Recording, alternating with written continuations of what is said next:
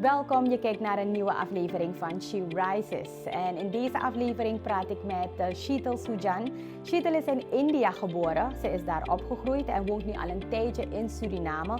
Ze voelt zich hier ook echt thuis en haar kinderen zijn ook hier geboren en groeien hier op. Maar het grappige is dus dat wij Sheetal waarschijnlijk als een buitenlander zien. Maar ze voelt zich ook echt thuis in Suriname en ik vond het heel bijzonder om ook door haar geïnspireerd te worden vandaag. Ze gaat met ons delen hoe ze is begonnen met haar carrière. Het ging nogal moeilijk, want zoals veel vrouwen dat misschien hebben, had ze hele andere verwachtingen van huis uit. En de verwachtingen van huis uit waren niet zo in lijn met haar wensen. Maar het is haar allemaal gelukt door haar vastberadenheid. En ik denk dat dat wel heel inspirerend kan zijn vandaag. We gaan het interview in het Engels doen, omdat ze dus dat beter spreekt en begrijpt. Ze verstaat natuurlijk ook Nederlands, want ze woont hier, maar het interview is voor haar wel prettiger in het Engels. Dus we zullen dit interview ook in het Engels doen vandaag. Ik ben weer prachtig gekleed door Shana Suriname en Food Candy heeft me ook hele mooie schoentjes gegeven die ik mocht aandoen. En we danken natuurlijk ook weer overige sponsoren HSDS en vandaag is Minute Maid er ook bij als partner van het programma. Dus ik hoop dat we weer genieten van deze nieuwe aflevering van She Rises.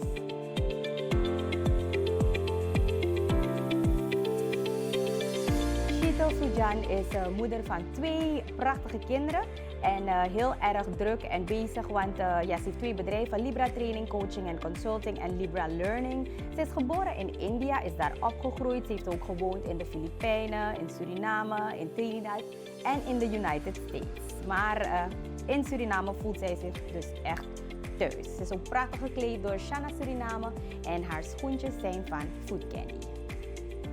Sheetal, welcome in our studio today. We're very happy to have you. And I know you're a very busy woman because you have companies to run, you have 2 young children. Your youngest child is 2 and a right? half. Yeah, she's 2.5. So tell me, how does a normal day in your life looks like? What do you usually do every day? So typically I wake up between 5 and 6 a.m. And that's when I get an hour to myself. That's the time I would maybe meditate or work out. With 2 children, you have to stay fit. So once between 7 and 8, I do my cooking for the rest of the day. Okay. So like You breakfast cook every day? Every day, breakfast wow. and lunch. Okay. And during that time, my kids usually start to wake up. My husband's already in the office by like 7ish. And then the nanny comes in at 8. She gets them, dressed up and things like that. I start to get dressed to work. And between 8 and 9, I'm usually in my office. Okay. Till about 3 o'clock. You're an early bird. 5 o'clock you wake up every day. Wow. To be able to do everything I need to do, I have to wake up so much earlier. Wow. And then I'm in the office till 3, and that's when I have my time with my kids again. The nanny leaves, I sit with them till about 5ish, and then they go to one of their grandmothers, either my mother-in-law or my mom. Okay. And then I get 2 hours again where I either, do something that I need to do for work or something else. My kids are back usually by 7ish. We sit with them, hang out with them, and then, shower them, do their nightly rituals and stuff like that, have dinner together. And then, my husband puts my son to bed, I put my daughter to bed, and we're usually in bed before 10. Wow. Yeah. But you also sleep before 10? Yes, Okay. I go to bed very early. That's how you can get up 5 o'clock in the morning, I guess. I need those 6 hours, at least those 6 hours. Okay. Yes. And you are Indian, right? Because Yes. I know you from the Indian community. Yes. My husband is also Indian. You're from the same Indian background. Right. And I know you're born and raised in India. So it is very different now here in Suriname. But I am anxious to know, how was it for you as growing up as an Indian lady? Did you have an arranged marriage? Were your parents preparing an arranged marriage for you? Because I know that's a little traditional, and nowadays sometimes people still do or not. How was this for you? So growing up, especially in my culture and in the community, you're pretty much taught from a very young age that, as you get of age, and when I say age, parents typically start getting worried about your marriage when you're 18 years old. Really? 18 Really, already? it's like, okay, she's an adult now, let's start looking for a husband. So I knew that very early on. I mean, my parents had an arranged marriage. A lot of my uncles and, my relatives, they all had arranged marriages. that was pretty common way back then, even 20 years ago. That it was expected that when you get of age, you know, families start to look into other families and you start to talk and find out who has a son, who has a daughter. Arrangements start being made, because when it comes to arranged marriages, it's the families that first have this agreement before, you know, the son or the daughter, you know, check each other out. You barely really get to know each other, and you know, if they say yes, she looks good or he's good, and then you know, things move along really quickly. I was always very afraid of that, because I could not fathom meeting someone just for a few minutes or just once or twice and then make a decision for the rest of my life. So that was really hard for me to digest, that that was something that I may have to deal with growing up. But did you talk about it with your parents? I did. How was their opinion? Could they understand you? Oh no, yeah. The great thing about my parents, while they were like, you know, meet some families or meet some guys and see how it goes, I knew, I was very grateful for the fact that they never forced. That they were never going to be like, okay, no, you have to marry within this family or to this person. So I was grateful that I would never be forced into marrying someone I did not like. And what happened over the years was, well, I loved learning. So I was a really good student at school. I was like, I got straight A's. I was a valedictorian of my high school. For me, it was about getting an education. I wanted to get my education first, and then think about marriage and things like that. Now, I was living in Suriname at the time. Now, I was born in India, but I've lived the majority of my life in Suriname. And I used to go to an English high school here. After high school. What was that? Which school was that? That was the Christian Liberty Academy. They still have that, right? They still have that here. Think aan de Gemeenelandse? No? Kasabahulawe. Oh, okay. Yeah. And back then, there were not a lot of options to do like your bachelor's in English in Suriname. So which means I would have to go away to get my studies done. And that's where the issues were with my parents, because they were very traditional, very strict. They're like, no, we don't want to send you away. And they were always worried and very protective. And that's understandable from their part. But it made me super frustrated not being able to complete my studies because I didn't have the options in Suriname and I couldn't go abroad. At the same time, they were more concerned about getting me married. So I was going from one event to another event. And when I say event, I'm talking about outside of Suriname. Events within the community, weddings within the family. Maybe she meets someone, maybe she'll find someone there, maybe there are other families. That was going on for some while. While that was going on, I was working full-time with my dad. I was working in retail. So I couldn't study because I didn't have the options. They wanted to get me married, and the only thing I could do every day was go to my dad's store, which I did for almost 9 years. And I was with him at the same time being super frustrated, not being able to complete my education. But you were not looking in Suriname for other options? Because all the studies were in Dutch. Mostly were in Dutch, and I was, exactly. For me, that was a barrier because I didn't speak a lot of Dutch back then. But you did understand it, right? I understood. The little bit of Dutch that I knew, I learned at the store when I had to speak to clients and things like that. But still, it was really knowing a different level of Dutch and going through that process to go through the program. And I felt like there were, like now we have online learning. We didn't have that back then. I'm talking about the late 90s and the early 2000s. But you didn't along that time, because what was your age then? Like 18 so, or what? So when I graduated from high school, I was about 17 years old. I did have the opportunity to go to Trinidad for a year. My dad was like, okay, this is the closest we can send you. I had family there, so he said, go check it out, see if there's something that you see. Now, they had universities that were fully in English, and I was excited with the idea of going there. And I said, yes, let's go. So I went, I checked it out. I did a lot of courses in like computers, because then the internet was booming. Everyone wanted to learn how to send an email and stuff, learn Word and PowerPoint and stuff like that, aside from all the DOS and Word Perfect and things like that we learned back in those days. And I remember when I went through those courses, I was immediately offered a job because I was helping everyone in my class. I was the youngest in my class. And this was You're the sweet girl in class. This was like a service provider that was doing courses for corporate clients. So they had like people in the management level and the CEO level who were learning how to use the internet and stuff like that. So I started assisting the trainer. I said, well, I don't have anything else going on. I'm just here to explore. Okay. And I started working there, and I got my first job as a trainer, assistant trainer. Really? Nice. When I was 17 years old. Okay. It was very, very interesting. I absolutely loved it. They even offered me a full-time position and even like a scholarship and all that. But unfortunately, during that year, the first 6 months that I was in Trinidad, we had an incident in our family. My dad's business had burned down. Oh, okay. So there was a lot of stuff going on with the family, and I said, no, I have to be there to support my parents. It was very hard to be away. Okay. So I left Trinidad and I came back to Suriname. And But I guess that's where you already knew that, I think training was also part of your passion because you loved it, right? I actually didn't. It was just by accident I had gotten that job. But that was just one of the first signs from the universe that this was just coming in my path. But I had no idea that this was something for me. Just one of the things that came. It was fun.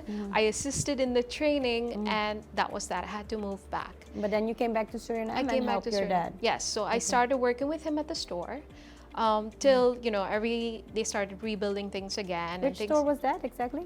This is Natraj at the Keiserstraat.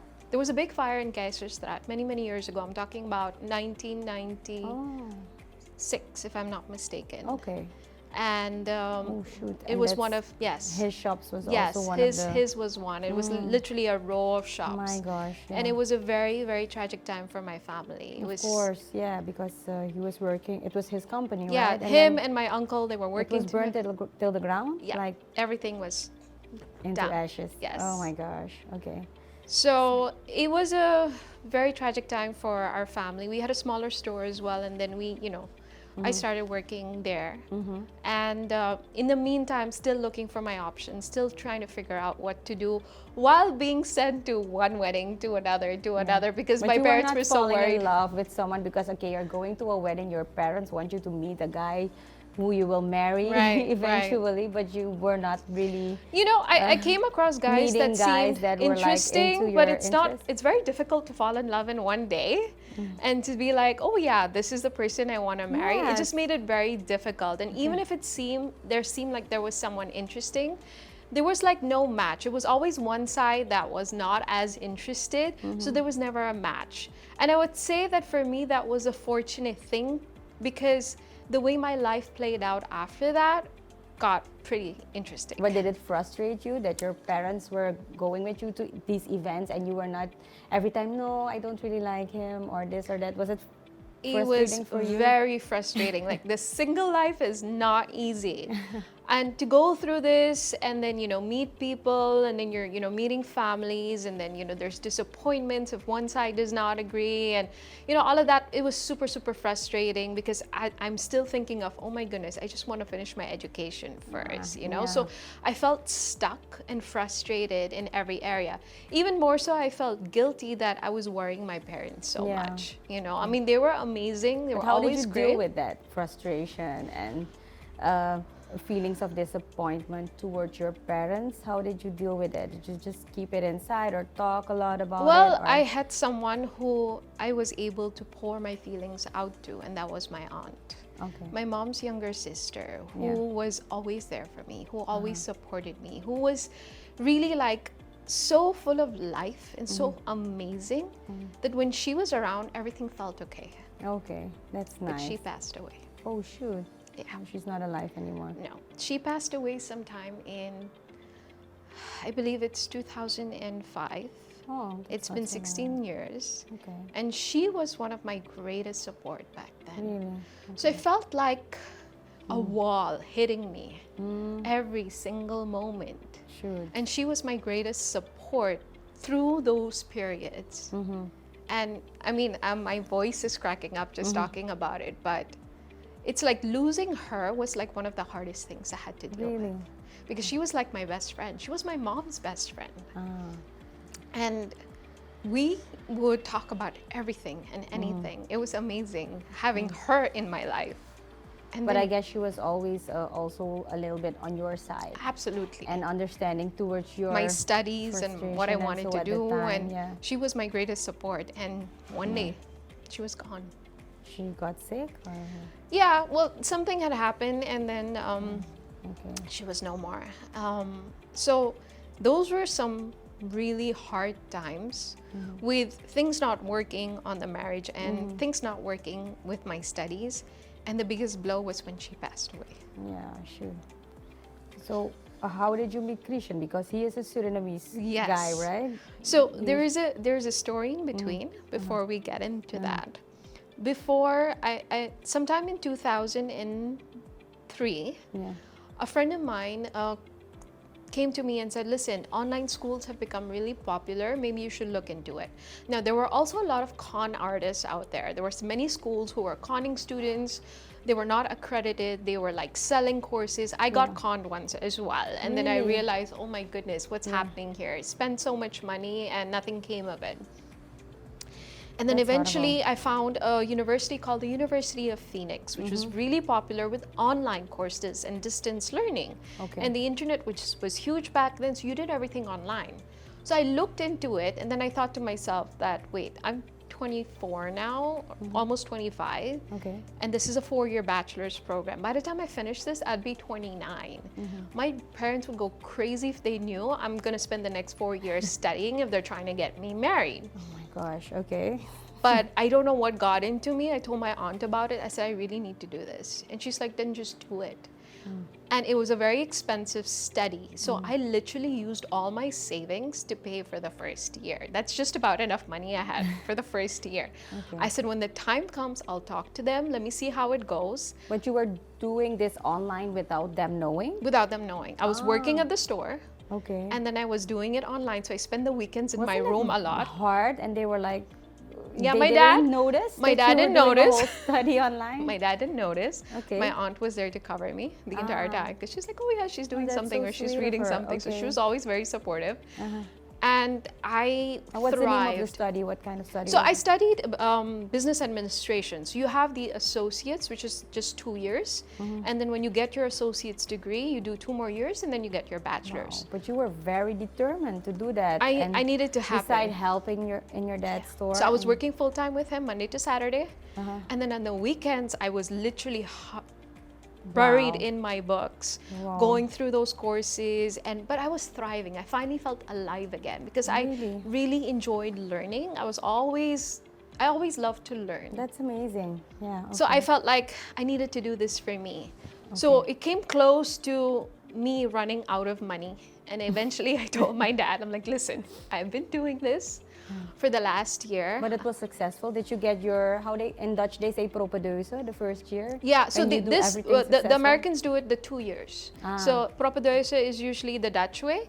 With the Americans, it's the associates, which is after 2 years. You Okay. get like a diploma. Okay. So But you were doing well in the classes. Oh yeah, and yeah, yeah. I had a perfect score. Like I was like so into it. I just loved learning. Okay. Eventually I told him, I said, listen, I've been doing this for the past year. It's going really well. I've spent this much. I just need money for the next year so I get the But they didn't get upset that you were doing this on. Luckily without not. them knowing. Also because I was not going to go anywhere. They didn't have to send me abroad. I was doing it in Suriname. So my dad was pretty chill about it. He's like, okay, fine. So he helped me not only pay for the first year, he gave me money for the money I had already spent in my studies. Oh, that's really good. So I was like, okay, this is fine. Then an idea came to mind. I'm like, I wonder what it's going to be like if I signed up for a traditional school. You know, I always wanted to study abroad. But I figured, let me just see if I get in, just for fun. And I did it for fun. And I signed up to one school only. Usually they say you have to sign up to a couple of schools Yeah, because to see yeah, if you get usually in. They don't really. But because I was doing it for fun, I just said one school. I would do it in Miami because if by some miracle, I get to go to Miami, my dad would agree because I have family living there as well. Oh, okay. It always had to be if family was around, you get Yeah. to go. But they were still not in a place where they were kind of agreeing. So I signed up, and usually you hear between 3 to 6 months. I heard under 3 months. They're like, you're in. I was like, Whoa. okay, I got Right in. away you got in. I didn't Okay. expect that. And it was the Florida International University. I was like, And it was also for business administration? yeah. So Okay. it was just a continuation of what I was doing Already online. doing, okay. I could transfer my credits and continue on the 3rd and 4th year to get my bachelor's there. Nice, okay. I told my aunt about it. I said, you've got to help me talk to him because I don't think he's going to agree. Yeah. And 2 She months was after, really your guardian she angel. she was really our angel. Uh-huh. But 2 months after that was when she passed away. Oh, shoot. And I was about 3 months away from finishing my 2nd year. I was literally on the verge of quitting. I said, I can't do this anymore. I can't deal with this frustration and heartbreak after heartbreak. I was just, that's it. I've had enough. But I had some amazing friends who knew I was going through this. They knew her very well as well. She said, you can't quit. Not right now. She's not going to let you.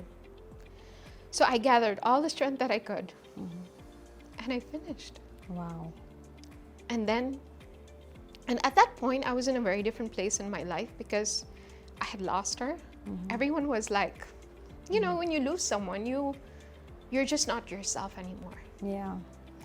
And I, in passing, told my dad, by the way, last year, I applied to FIU and I got in. Just FYI. It was not me asking permission to go.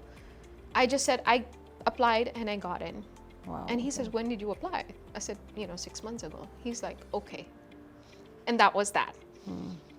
And then another family wedding was coming up. So of course I knew, family wedding, they're going to send me again. They're going to be in this, oh, maybe she meets someone or let's see what happened. I went, but in my heart I knew, I'm not going to meet someone here. I went to the wedding. On the way back... Where was the wedding? In India. Oh, so you went all the way to India. Okay. And I had a stopover in Miami on the way back. Ah, okay. So what I decided to do was I decided to check out the school. They do these campus tours for when you get in. So they said, listen, I thought, let me email them and say, hey, I'm in town. Can I come and check out the campus? So I went through the whole tour. I went through the entire process. But I saw when you the got school. accepted, you didn't really sign in right away? Or No, once you're in, you're registrate. in. You just let them know if you're starting. Ah, okay. And then you go through some paperwork and things like that. And when I was at campus tour, I was going through all that paperwork, acting as if I was going to go. Yeah. Good. And and I told myself, if this is the only day I get to spend time at this school, then let it be only this day, and I will make the most of it, and I will enjoy it, and will act as if I am coming. And that's what I did. And there came a part where we went to housing, where they would show you the dorms and stuff like that. And I remember the lady saying, if you put in $100 deposit today, we can guarantee you a room for when school starts. This was like May, and school starts in August.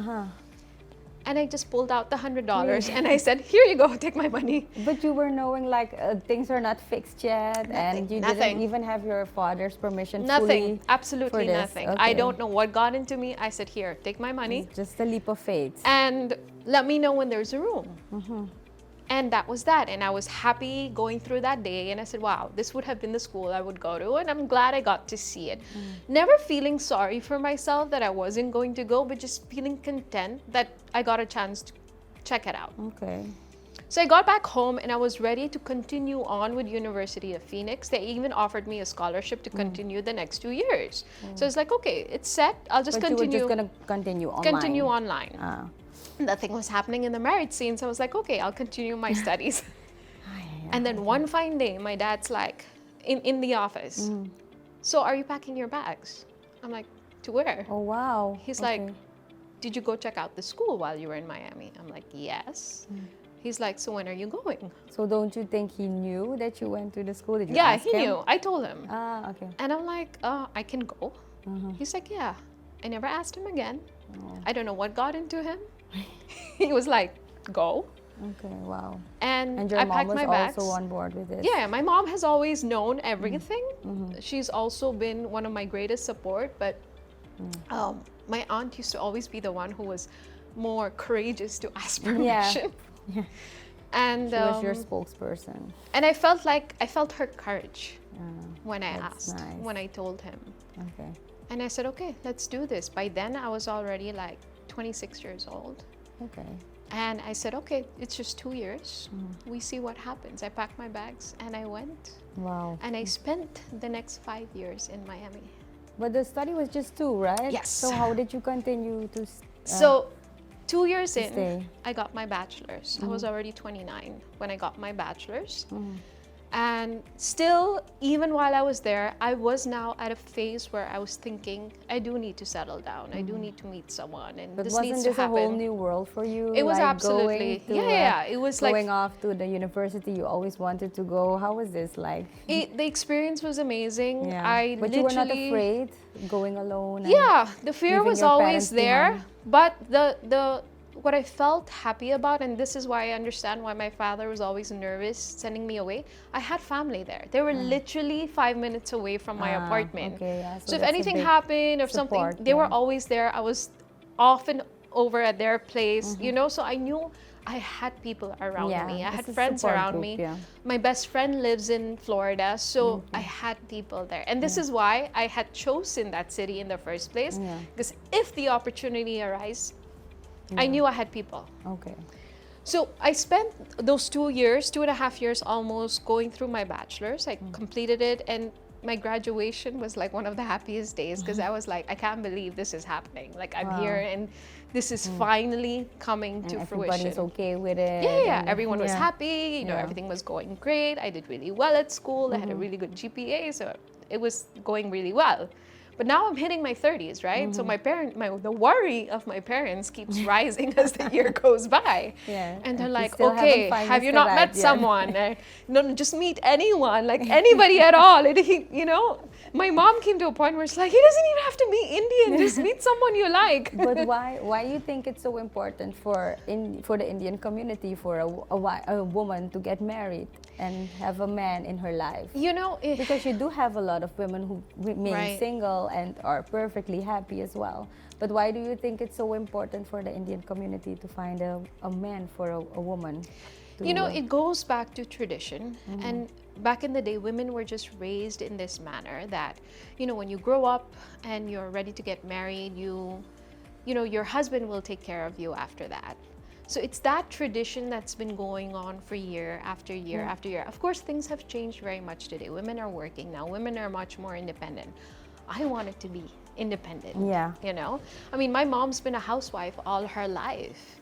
And even though I wasn't going to school, I was working with my dad. Yeah. I still felt a sense of independence, Yeah. even though I was working with him, you know, and it was a lot of years, but still, I liked the idea of having a job and, you know, having that kind of independence in my life, having a career, you know, getting an education. That was just how I was raised. Yeah. And in that whole process, I remember when I was celebrating my 30th birthday, I was still in Miami. I was offered a full-time job, so I decided, hey, let me work. In the meantime, my parents knew. They're like, listen, if you're happy there, go ahead and stay there. Because they knew that I had better chances meeting someone in Miami Than in than I did in Suriname. Suriname. So they Okay. said, listen, just stay. If you're happy there, Okay. everything's going well, you have a job, you know, just stay on. So I stayed on.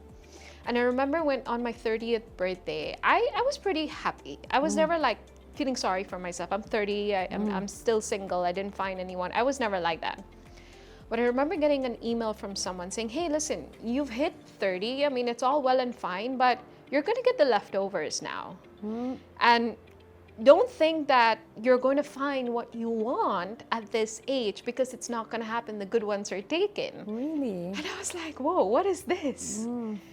That's And then- pretty confronting. Yeah, it was really confronting. And then I sent How him, did you feel when you read that? I felt like this person thought I was hopeless because I had turned 30 and that I wasn't going to find someone of my choice. And she was literally telling me, don't be so picky and just pick anyone at this point and just settle down. And I'm like, but I'm happy with myself.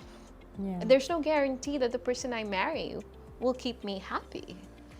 I, you know, have that in my head. But if I were to marry, if I were to settle, it's gonna be of my choice. Yeah.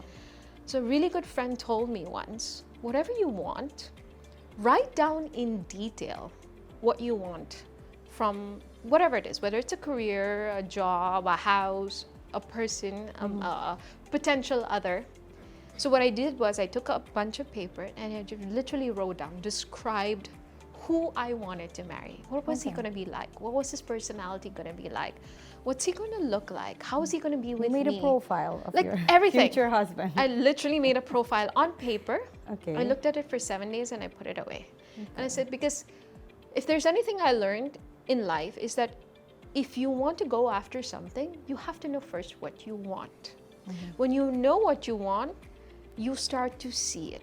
You'll start to notice it. It'll start to show up in your life. And I really strongly believe that. My beliefs about life, about spirituality had evolved tremendously. Okay. And I noticed that when I was more clear about what I wanted, it was more likely to show up in my life. So I said, let's see if it works with a husband. Okay. And every time people would have conversations about, oh, there are no good guys out there. You can't find them anymore. Yeah, because that's what you hear a lot. Or they have baggage, or they a have history or that you have or to they're agree on. taken Yeah. or maybe you need to find someone who's divorced or has children. And while there's nothing wrong with that, I would be like, no, you're lying, because I don't believe that's going to happen to me. Every time someone would tell me something, I would turn the story around in my head. I said, no, that's not true.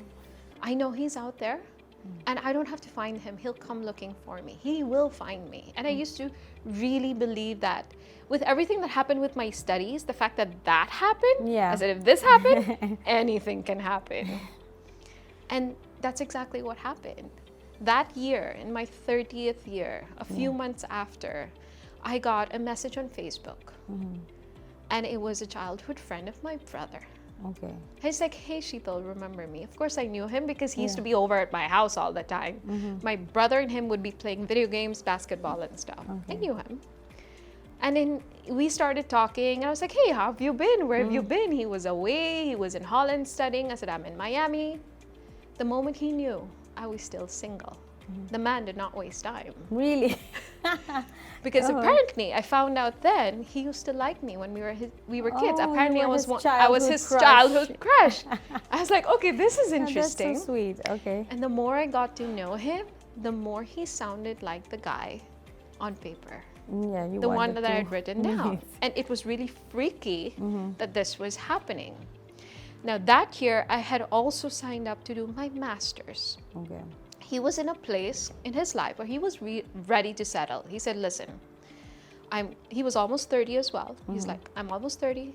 I want to settle down. I want to get married. I really like you. I've always You were liked you. straight to the point like that? Oh my It took gosh. some time. Oh, It okay. took some time. We were talking for a couple of months before he got to that part. Okay. And he was like, kind of made up his mind. You're it. You know? I wasn't there yet. I was But still... you didn't meet in person at No, that time. it was you long were just distance. communicating Yeah, online. it was long distance. Oh wow. Yeah. Okay. And he was convinced. He's like, I don't even need to meet you. I just know this is it. He was so convinced. That's really. And I told him, I said, listen, I signed up to do my master's. It starts next year. I could decide not to do it. I never had my intentions to come to Miami to do my master's, just my bachelor's, and I have it. You have a good education. We can meet, see where it goes, get married, settle down, and that's that, you know? Yeah. I was also ready to settle down. And then he's like, wait a minute, you're going to do your master's next year? I said, yeah. He's like, you know what, Sheetal? If you don't do your master's, I won't marry you. And he said it like that. I'm like, what? He's like, I'm not going to take that away from you. And that's when I knew this man was always going to support my goals. That's nice. Yeah.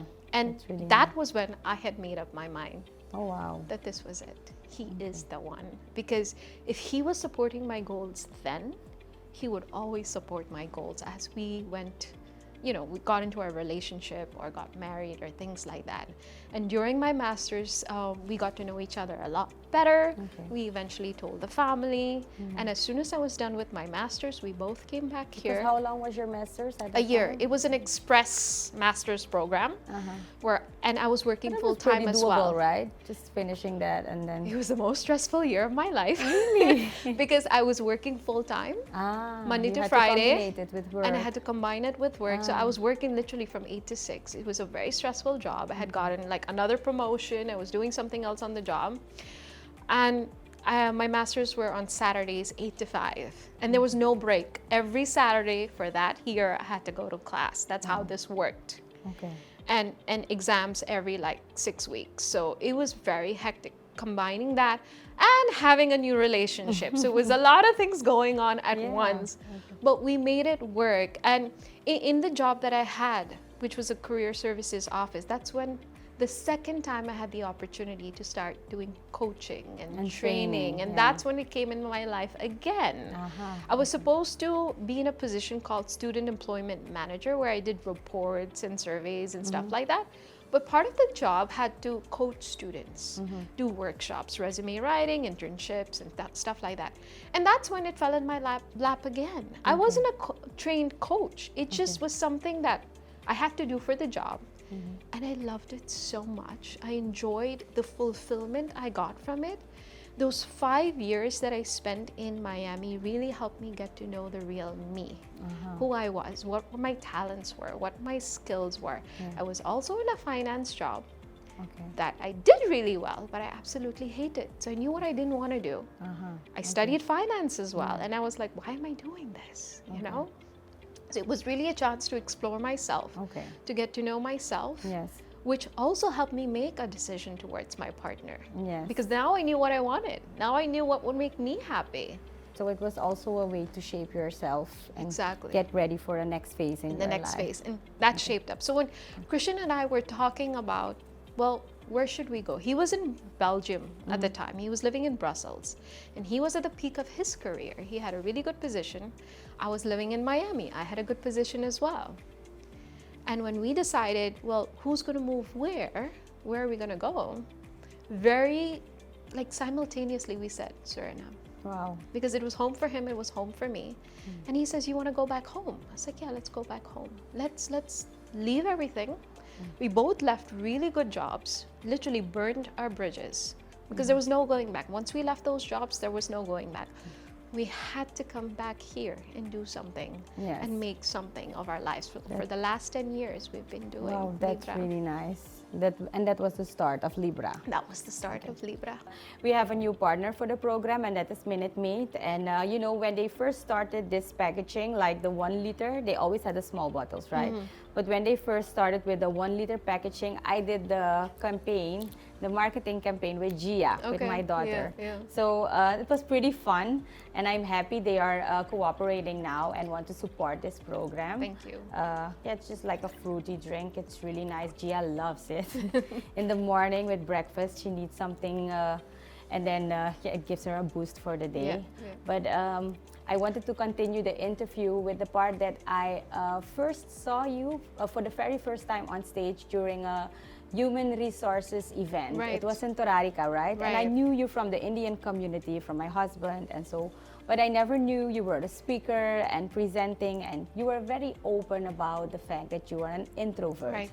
And yeah, maybe you can explain a little, very short, what an introvert exactly is and how this was for you, because you had shared a lot of personal experiences about being an introvert. And it was always, or sometimes also, a challenge, right? Yes, absolutely. So an introvert is someone who is typically very shy and very aloof and, you know, kind of to themselves. They usually think a lot in their head. They're not as outspoken as extroverts, and they would say things only when really needed, and they would pretty much have a lot of conversations in their head. They would often be the quiet ones in the room, and, you know, very rarely you would hear them say something. So growing up, I was very much like that. I just didn't understand why. Why is it that I'm so quiet all the time? And I couldn't let my voice be heard. But were you afraid to speak or to speak your mind? Yes, it was mostly fear. Fear to speak my mind, fear on what are they going to say, or what are they going to think, or how are they going to judge me if I said something. And I never understood how my friends just said whatever that was on their mind so easily. And I was like, how are they doing this? And they made friends very easily, and they went to people and spoke to just about anyone. Like, my mom's very extroverted. She could speak to just about anyone. And I'm like, how does she do this? And I could never do that. It was when I went to Miami and when I was in my job, I learned the difference between introversion and extroversion. Yeah. I learned this through an assessment called the Myers-Briggs type indicator. And that's when it clicked, okay, so this is normal behavior. There was nothing wrong with me all this while, and that there are people who are like this, and I was just one of them. And when I explored being an introvert, it made it easier to extrovert because we have both in us. It's just that one side of our personality dominates more than the other. For me, the introversion was dominating. Because being an introvert is not a bad thing, right? Not at all, not at all. Introverts have their gifts, and we prefer like written communication and things like that. We may not extrovert as much. We may not like public speaking. Like, for example, if I had to do public speaking 15 years ago and someone told me I'd be a speaker or a trainer or I'd be doing interviews, I'd be like, no way, this is not me. I can't do that. I used to be afraid of public speaking.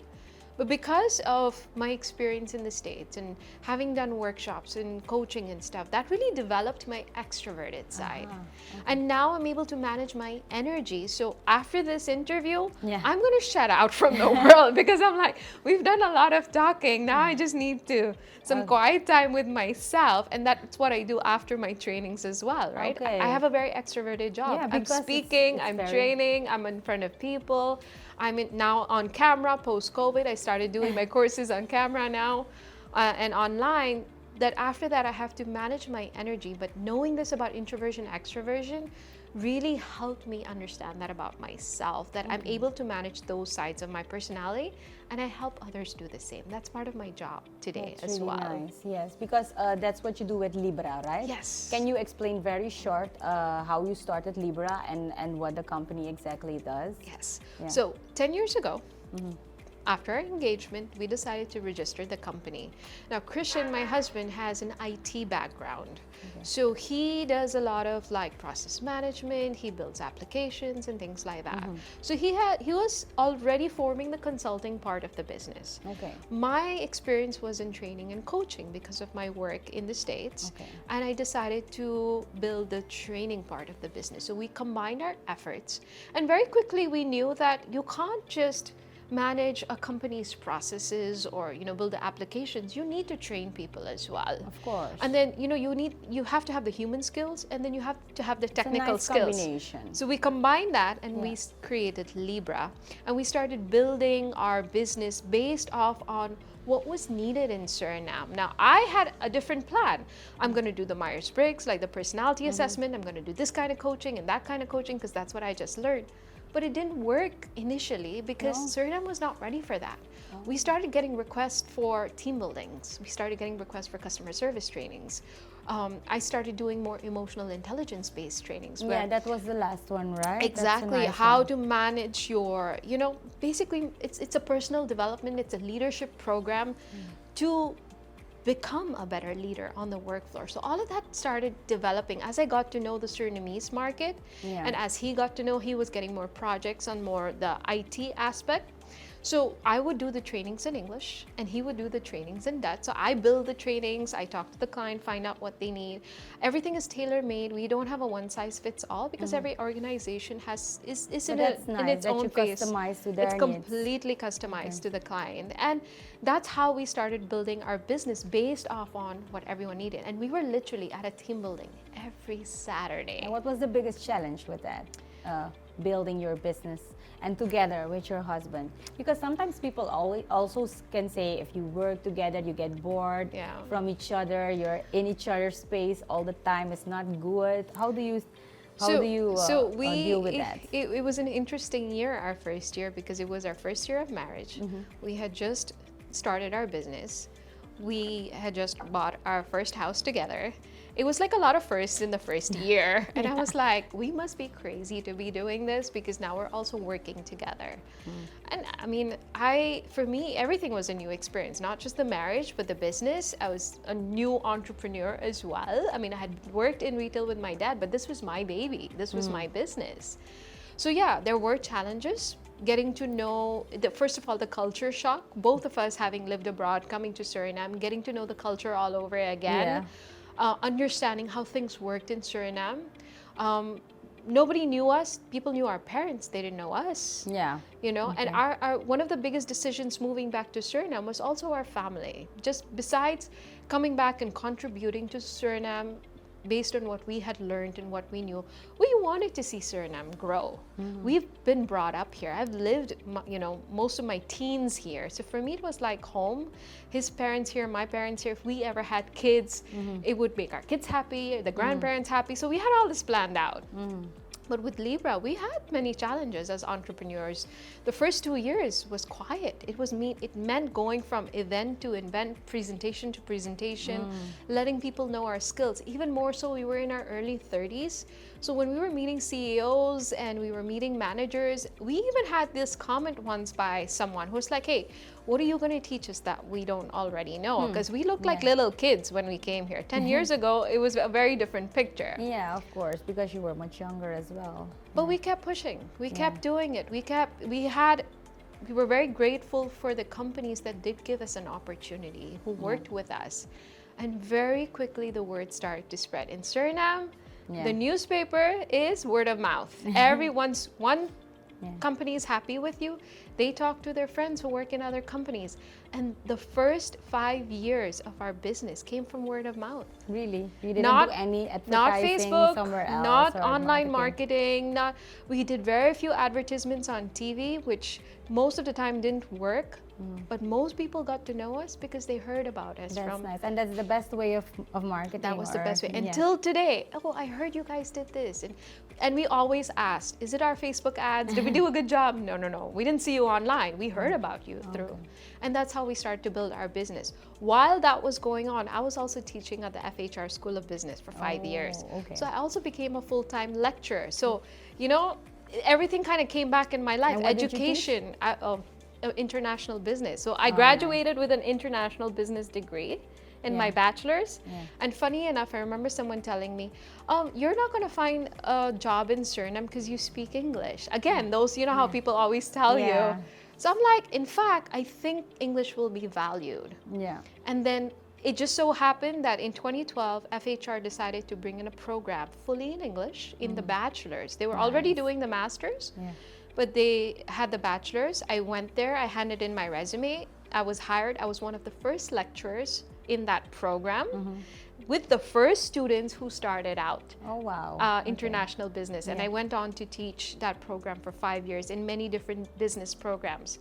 And for me, that was a huge accomplishment in the sense that I once was not able to get my education. And now I was back here. People were studying in English and I was one of the lecturers. Yeah, and you were supporting that. That's really so nice. it felt great to be able to do that while I was building my business. And the nice thing was that while I was teaching at FHR, I also got to know the market, what were students interested in, what they were learning, and being able to bring what I was doing at Libra in the classroom to share with them what was happening in the market. So that combination worked out really, really well. It's a nice combination. And talking about your work and starting Libra and the company growing, how did you think of motherhood and the fact of growing a family at a certain point? Because you were already you had a certain amount of years that you were not finding the right person, and then you finally got to do your study. But now, you're a mom of two beautiful children. How did that start? So we, in the earlier years of our marriage, we were already talking children. I said, yes, definitely we're going to have children. We had already hit our 30s, and you don't want to wait too long to have those children. And especially in the Indian community, oh my goodness, are constantly so once you get married, you should be where are pregnant. the children? Where are the children? Are you having children? And that was also a very frustrating period because that was not happening as well. It was taking some time for us, but eventually when we let go of the idea and we thought, listen, we were now in our mid-30s, and it was a very frustrating biological period. Clock is ticking, right? So it was super frustrating. How were you dealing with that? I was just, we were both working very hard because we were trying to build the business. We were literally working 7-day weeks. So I got extremely distracted with work. But every time we came home to an empty house thinking, are we ever going to have children, or is this going to happen? It was a very difficult period as well for us. But what kept the assurance going was my husband telling me, kids or not, I'm with you. I love you. I'm always going to be with you. We are happy together. We're lucky together. Things were going really well with the business, you know, at least the way we wanted it to play out. He's like, if the kids don't happen, don't worry about it. We've got each other. Yeah. And that gave me this sense of assurance. He was very supportive. That's very, really very nice. supportive. Yes. Okay. And I was literally on the verge of telling the grandparents, like, oh, don't expect grandchildren because I don't know if it's going to happen. Yeah. And then we decided, you know what? We'll travel. We'll enjoy our lives. We'll just travel all over the world. We'll, you know, make a lot of money. We'll do really well in our business. We'll help people in Suriname. Because did you we'll try help certain things grow. things to make it work, but then... Yeah, you know, there were interventions that didn't work out. And I thought, let's just let it be. Because that in itself is such a frustrating journey. Yeah. You know, month by month, knowing that it wasn't going to happen. And I said, let's just let it go. So we went on a trip to Aruba and we had this beautiful adventurous trip together. And we're like, okay, it's just going to be the two of us and we're going to have fun. Every year we're going to take a trip together to a new place and it's just going to be us. And a month after that trip, I was pregnant with my first. So you just needed to relax. I just had to let it go. Wow. But in my heart, I always believed I would have children. I just didn't know when or how or what. And that's what always kept me strong with everything I wanted in my life. Even with my studies, I had to believe it was going to happen. I just didn't know when or how long it was going to take. So patience is very powerful. Very powerful thing. Even with my husband, I knew I was going to meet someone of my choice. I just didn't know when or how. Same thing with my children. So all those moments, it came much later than I would have wanted. But it still happened, and it happened way better than I expected it to because be. now you're really enjoying your kids, right? Absolutely. I have you on Facebook, and sometimes you share these things your kids are saying or doing, and it always makes me laugh, and I'm reading it a few times and laughing about it. I know. It's I have really enjoyed nice. my children so much from So babies. how old are your kids now, and how is the combining motherhood with work? Because that is pretty tough. So my son is almost 5. He's 4.5. He turns 5 in August. My daughter is 2.5, and she is the loudest one in the family. What's her She's name? the boss. So my son is Arjun. My daughter's name is Arya. Okay. Arya is a name of Durga. Okay. Her Wonderful. warrior image. Whoa. And I always like the name Arya. A lot of people would say, is it from Game of Thrones? I said, no, it never started there. So, and these two are really the light of my life. Now, combining it, yes, that was a struggle on its own, because here I had this business that started to do really, really well. I had to stop teaching temporarily because with the teaching, with Libra and my children, I had to give up something. So I stopped teaching at FHR. I started focusing on my children. For the first 3.5, 4 years, at least until my daughter was born, just 6 months ago, I was working half days.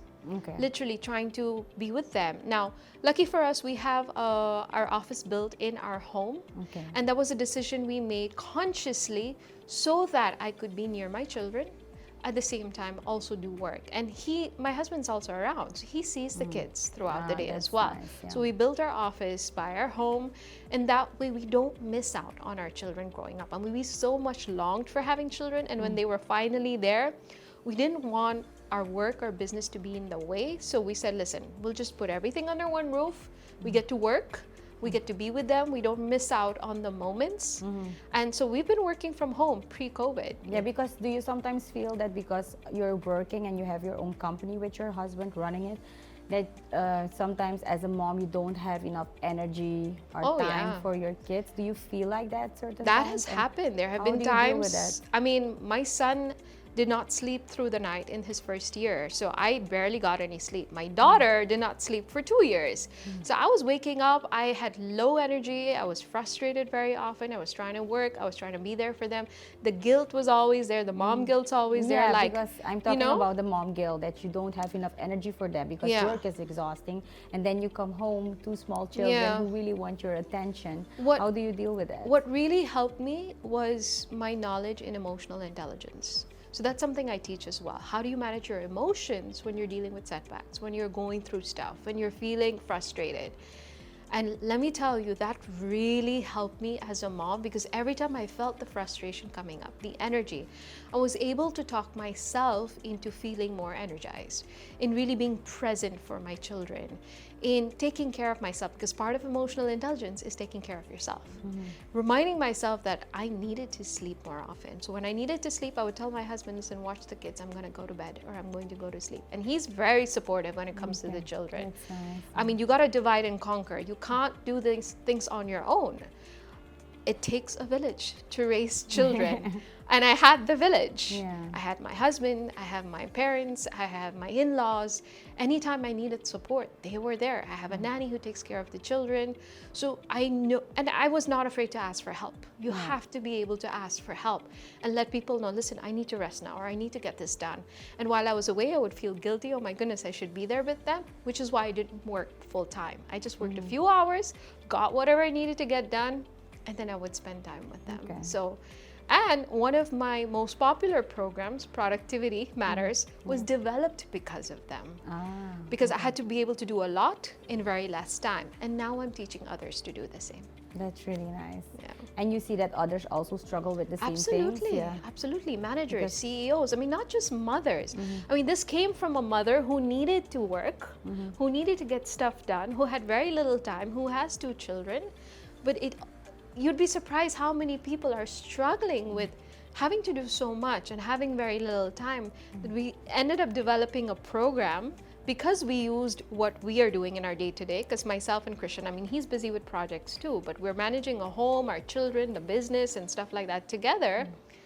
But because of the tools, those tools, you can say we survived. We did well, and then we're helping others do the same as well. So Sheetal, so to come to an end to this interview, what is the specific message you would like to give to ladies looking at you and thinking you have it all, like a nice family, but they don't know the struggles you've been through, and maybe at a certain point, if they are also struggling with finding a life partner and getting a good education and having the limitations of every different situation, what kind of message would you like to give them? Well, the first thing I would say is don't give up on yourself. You have to, one, know what you want, and you have to really believe in yourself. If you believe that you deserve something, you will find a way to get there. It took me years to get to the education, to the husband, to the children. But it was because my belief that this is meant for me, it's going to happen. You deserve it. And that I deserve it. That's the most important thing, that you deserve this. It will fall in your lap. You just have to keep going, pushing through, and not settle. Don't settle if something doesn't feel right, if something doesn't feel good. I didn't want to settle for an arranged marriage. I wanted to marry someone I wanted to marry, someone I felt love towards. So I said, unless that isn't going to happen, I'm not going to do it. So you have to believe in your dreams. Know very specifically what you want and why you want it. I had my reasons. I always wanted to get married and settle down. Yes. But it had to be how I wanted it, who I wanted to marry, and why I wanted it. The family life was always going to be part of my life. And even today, even having the businesses, even having the career and my children, my family comes first. Yes. The family always comes first. I will make time for the business, but for them, the time's always there. So I don't work full time. And you know what? I also want to give the message that maybe you don't get everything at once, but eventually it all falls into place. Yeah, you have to stay positive. Absolutely. And your latest adventure is this shopaholic. Yes. Maybe you want to give us a short, tell something short about that, because that was also one of your wishes, and you just One of started my that like a dreams. few months ago, right? Actually, a few weeks ago. A few weeks. Yes. So when we were building on Libra, I initially, this was a 7 years ago dream. I thought it would be nice to get back into retail, because I was in retail many years ago. But deal in women's bags and clothing and stuff, something that I enjoy. Like, I love to shop as well, and I love to shop at a bargain. I always look for great bargains. And I thought to myself, there must be other women who have similar interests. And nowadays we can always use that. Absolutely. So that was, and I had saved this name on Facebook many Okay. years ago, but had never used it. I said, someday when I can, I'll do it. Okay. Eventually, Libra got busy. I had children. Nothing took place. And one day, Facebook reminded me, "Hey, are you still using this name? Are you still Oh, you gonna made do a it?" page? I made a page many years ago. Oh, okay. But just the name. I just saved the name. Shopaholic, Shopaholic. right? Is it Shopaholic Su or Shopaholic? The Shopaholic Suriname. Oh, the Shopaholic Su. So, and then it came up and I thought, why not? Let's try it. Let me see. So I started it a few weeks ago and then we see what happens. Yeah, that looks really nice. And the collection you have at this moment, you. I also purchased some tops. It's really cool. Check it out. Thank you So, so much. Sheetal, I really want to thank you for being my guest today, and especially for opening up about your whole journey to studying and finding the right partner, life partner, and being a mom today. Thank you so much Thank you for having opening me. up. And Libra's also online, right? Absolutely. Maybe you can share some social media information before we end. Yes, Yeah. so you can find Libra on Facebook, on LinkedIn, on Instagram. Wow. We're all over. We now have hybrid programs, which means we don't only do like face-to-face, we also have online programs. In fact, I just released my first online program in January. It's called Reset, Recharge, Reinvent Your Life, because that's really what happened with me in those years. And my focus is managing personal leadership and life goals. Again, I was talking about life Nice, goals yeah. today.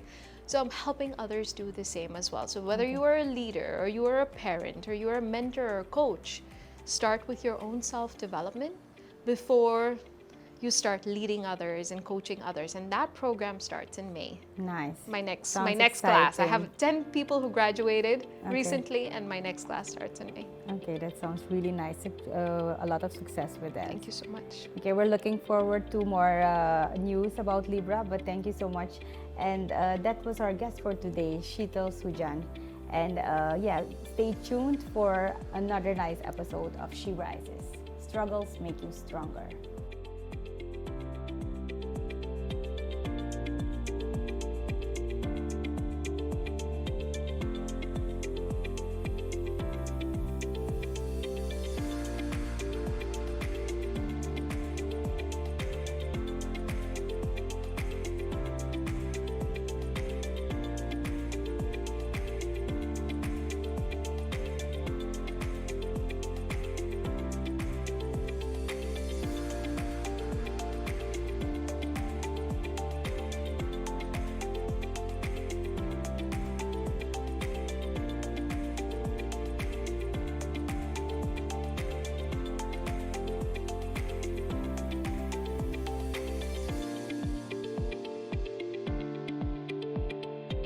This is another Supreme production.